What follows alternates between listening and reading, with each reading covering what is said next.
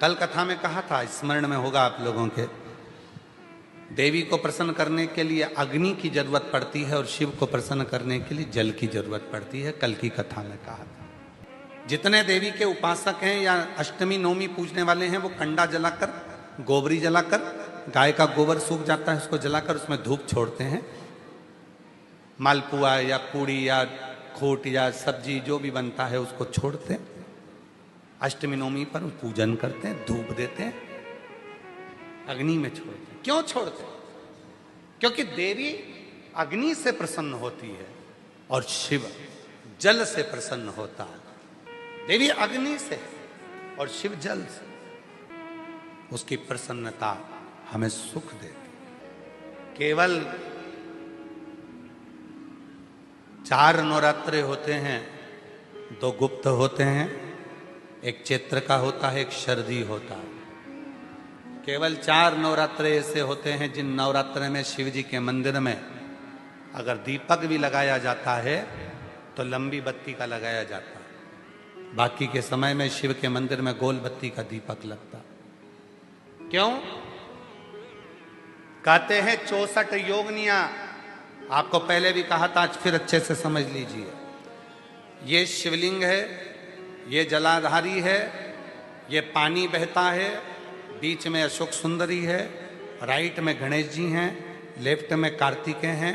शिवलिंग के ऊपर जो जल टपकता रहता है वो शिव जी की 5 लड़कियां, जया, विषहरा, शामली बारी, दौतली, देव है।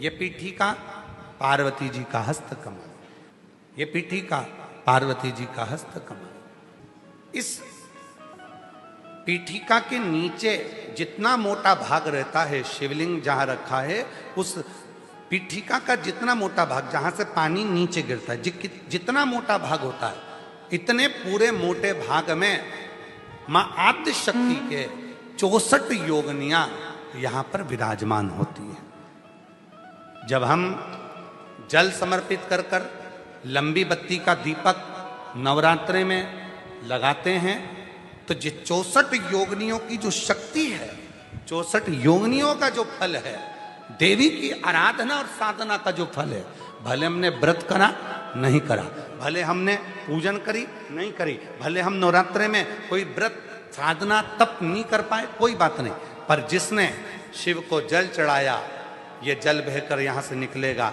वहीं पर सम्मुख में शिव के लंबी बत्ती का घी का यदि दीपक लगाया, और कितना दीपक कैसा, तो कहा जब हम शिव को नवरात्रे में केवल दिया लगाने के लिए जाते हैं, लंबी बत्ती होती है तो उस दिए के अंदर घी को ज्यादा नहीं भरा जाता, केवल बत्ती को डुबोया जाता है और उस दिए में रखा जाता है, जलाया जाता है। शिव और वो 64 योगनियां जो यहां विराज रही हैं, यहां शिवलिंग, मां आद्य शक्ति दुर्गा भवानी, गणेश जी, कार्तिकेय, अशोक सुंदरी, शिव जी की 5 लड़कियां और ये 64 योगनियां। और 64 योगनियों के बाद में ये जल बहकर जाता है जितनी दूर तक, यहाँ 33 कोटि देवताओं का स्थान होता है। इसलिए हम जब लंबी बत्ती का दीपक लगाते हैं जल चढ़ाकर नवरात्रे में, तो शिव की आद्य शक्तियां हमको सुख प्रदान करना प्रारंभ कर देती हैं और हमारे भंडार में कोई कमी नहीं है। वो भंडार की कमी को दूर।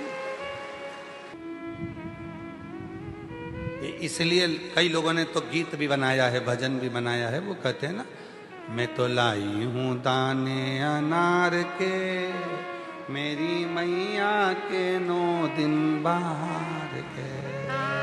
मैं तो लाई हूं दाने अनार के, मेरी मैया के 9 दिन बाहर के। माँ आद्य शक्ति की आराधना साधना के साथ शिव की साधना हो तो वो बल देती।